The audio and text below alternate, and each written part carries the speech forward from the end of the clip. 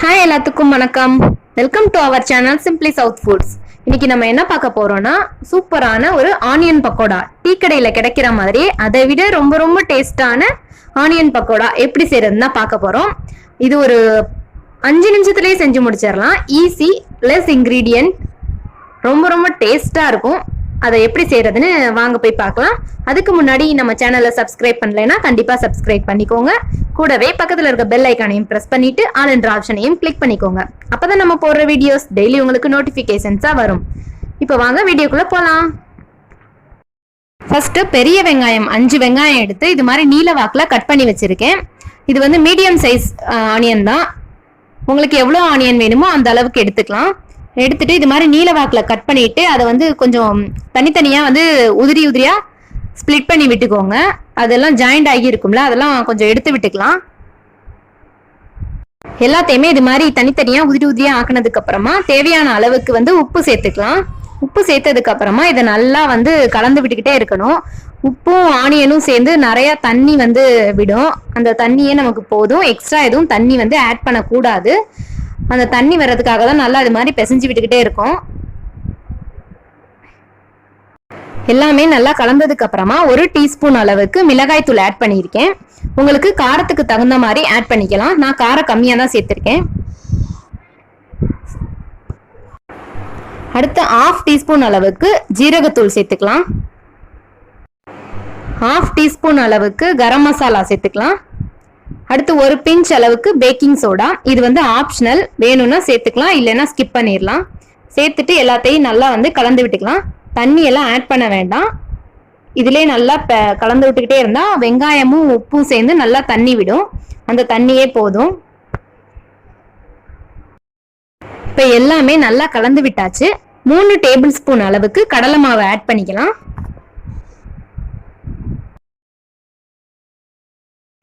கடலை மாவு சேர்த்துட்டு நல்லா எல்லா பக்கமும் படுற மாதிரி நல்லா பிசைஞ்சு விட்டுக்கலாம். அதுல வந்து வெங்காயமும் உப்பும் சேர்த்து தண்ணி விட்டுருக்கும்ல, அந்த தண்ணிக்கு தகுந்த மாதிரி தான் நம்ம கடலை மாவு சேர்க்கணும்.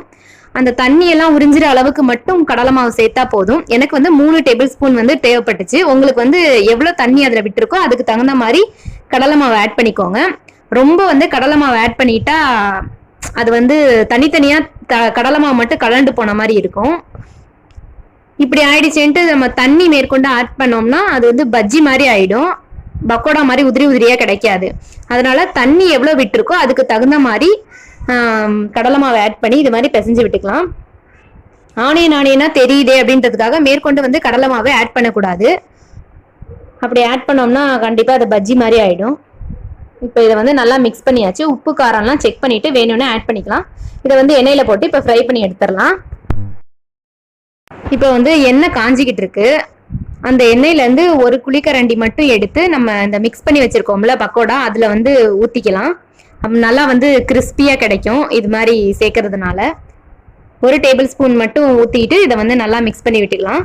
இப்போ எண்ணெய் வந்து செக் பண்ணிட்டு காஞ்சிருச்சான்னு செக் பண்ணிட்டு நம்ம போட்டு பொரிச்சு எடுத்துக்கலாம். இது மாதிரி கையில எடுத்து அங்கங்க படுற மாதிரி தூவி விடுற மாதிரி போட்டு பொரிச்சு எடுத்துக்கலாம். ஒரே இடத்துலயே போட்டீங்கன்னா வந்து எல்லாம் அப்படியே ஒன்னோட ஒன்னா ஒட்டிக்கும். அதனால நல்லா ஸ்ப்ரெட் பண்ணி விட்டு போட்டுக்கலாம். இது நல்லா கோல்டன் ப்ரௌன் ஆனதும் எடுத்துடலாம்.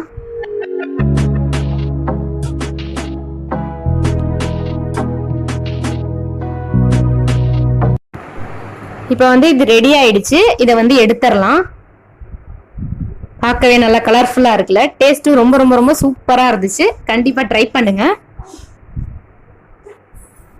எல்லாத்தையும் எடுத்துட்டு மீதி இருக்க மாவையும் இதே மாதிரி நம்ம பொரிச்சு எடுத்துக்கலாம்.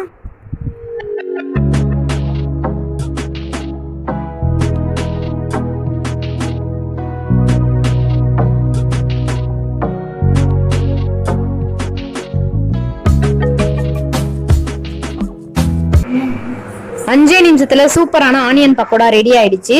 இதை சாப்பிட்டு பார்த்து ஒருத்தர் எப்படி இருக்குன்னு சொல்ல போறாரு. உனக்கு தமிழும் சங்கி நல்லா இருக்குன்னு சொல்லிட்டாரு. கண்டிப்பா நீங்களும் ட்ரை பண்ணி பார்த்துட்டு எப்படி இருந்துச்சுன்னு கீழே கமெண்ட் பண்ணுங்க.